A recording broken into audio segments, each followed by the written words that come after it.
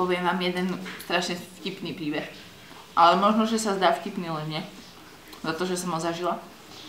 Už odchádzame z pumpy a kričím Markusovi: Markus, počkaj, že vymením si ešte kuklu, lebo mám túto takú spotenú a hrubú, že dám si tu nejakú.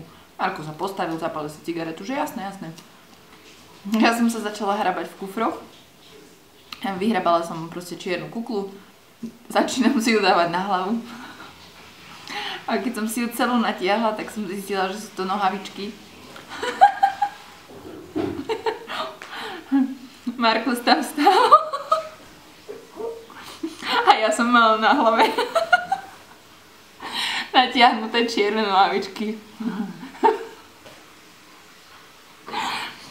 Také veľké kraťasky.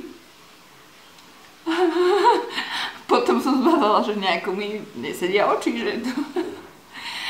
A Markus sa pozrel na mňa, že to je v pohode, že to som robil celý čas na základnej škole, keď mi povedali: oblečte si trenky, dal som si ich na hlavu a vybehol som, že už som koniec.